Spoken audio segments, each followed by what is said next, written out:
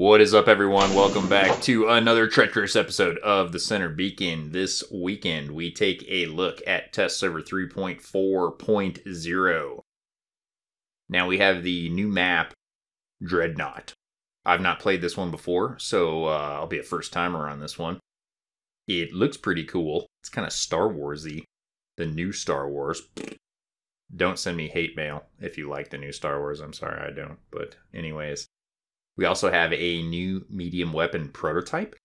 It's called the Storm. The Quiet Storm. Leave a comment if you know what that's from. That's a movie reference. Anyways. Medium weapon prototype, the Storm. It's like a shotgun. It's like a thunder you can put in your pocket. It's tiny. It's adorable. It shoots little pellets of death and destruction. You'll see what I think about that here in a few minutes. We also have two new robot prototypes. We have a boa redesign. So let's take a look at these new robots. Yes, hello beautiful. So you can see here we have the new robot glider. I think that's what they're calling it. I'm not sure if that's official. It may be tentative that they're calling it glider. But this guy he kind of jumps and hovers.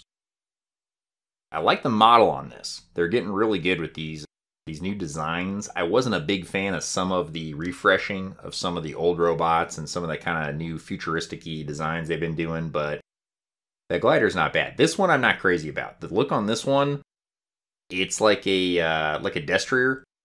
Very, very destrier-ish like. This is the Hellburner. Not a big fan of that name at all. I think that's kind of a dumb name, actually. Here we have the first redesigned bot I actually like. This is the boa.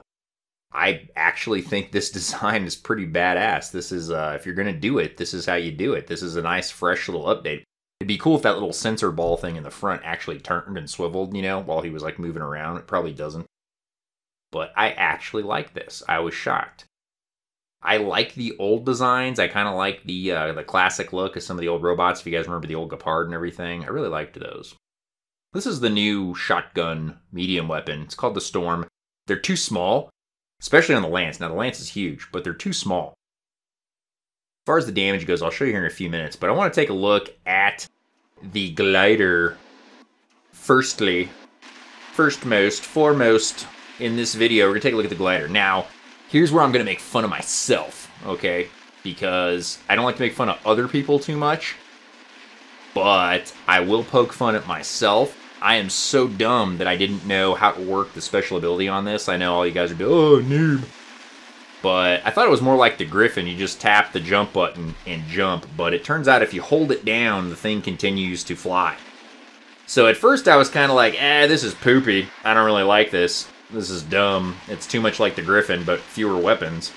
But it turns out if you actually like stomp on this thing and hold it, you can see a little bar there that wraps around the special ability button. Right there, it starts to decrease, and if I had held that, I would hold the jump in the air longer, and that's actually kind of cool. Now, the bad thing is it's a slow jump.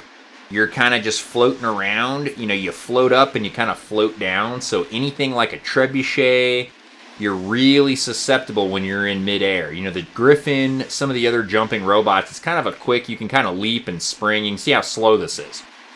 You just kind of lazily, kind of flies up in the air, flies down. Now, it will offer you some things that a Griffin can't do or another jumping robot can't do. So this thing, maybe in hindsight, the 3/4 of an RDB setup, if you did 2 Tulumbuses and, say, a pin on this, might not be that bad because you can hold that hover long enough to maybe finish a guy off that if you were using a RDB, a Griffin, wouldn't allow you to get the kill. I know this is stupid, but I just wanted to make sure that I tortured somebody with this thing. Here I go hitting the special ability. You can see the countdown timer. It's like 10 or 9 seconds there. I just wanted to make sure I survived long enough to get right up on top of somebody and just explode. Just go explosions. Now, that explosion could use some work because it wasn't really... I was like looking for the mushroom cloud and I didn't get it, so I was kind of disappointed. But I'm sure maybe that's something they can add in since it's just, you know, a prototype. Wasn't crazy about that. I don't see like anyone running any of those in their hangar anytime soon. It's kind of novel, honestly. These are the medium shotgun weapons, the Storm. And I'm just going to take you through a few clips here of me using this thing. I don't think these do enough damage. Granted, test server, it's level 8, I know, so it's kind of weak.